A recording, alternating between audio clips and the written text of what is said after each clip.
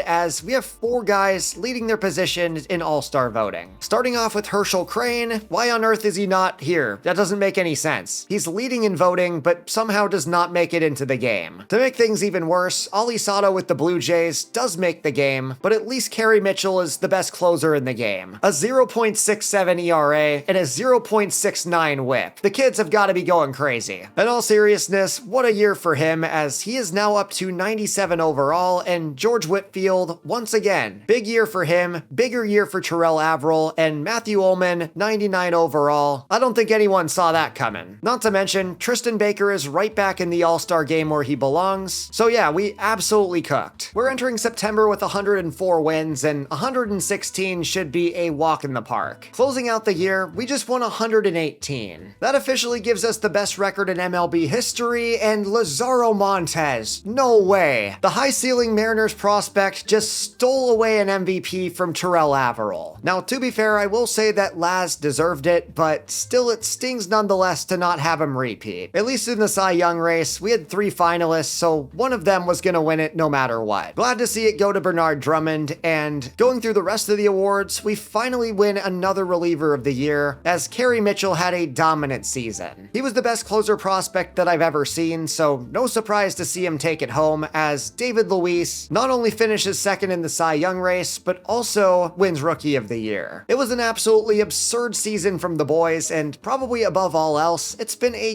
blast watching our first 2 draft classes develop. Guys like Ullman and Averill may have taken their time to get up to the show, but it has been well worth the wait. It's also nice to see Mike Lozano still doing his thing, as he really started off this surge of call-ups. We've also got Keith Logan putting up another good year, Willie Pena doing his thing, and so much organizational depth that I can't even name everybody. It was also a really good year for the rotation, as everybody contributed except for Jason Baker. This will be the last ride for Bobby Witt Jr., as the game may have sent him down, but as for the rules of this video, I gotta call him right back up. It is time to go out on top, as we're facing off against the Minnesota Twins, and this is not gonna be any competition. We secured another sweep in the ALDS, moving on to the ALCS against the Rangers, which will be won in 6 games. Now we're taking on Philadelphia, and this is a new opponent, so I want to check out their roster. Gotta say, they're not looking too bad. They've got Carter Jensen, Joaquin Tejada, and overall a pretty solid offense, but this rotation's gonna be a massive concern. I'm not sure if this combination of players is gonna have any chance of beating us, but I guess we'll find out pretty soon. Now, there are rumors that Bobby Witt Jr. could be retiring from baseball after this season, so we gotta go secure the 6-peat, as it is 3-1. We are trying to close out an 11-year rebuild on the best possible note, winning our 6th World Series in a row, and I don't think I've ever achieved that in any franchise. There was so much care that went into constructing this roster, and I'm excited to see what they can do on the field, as we have runners at the corners, and Thornton scores 1 to tie the game.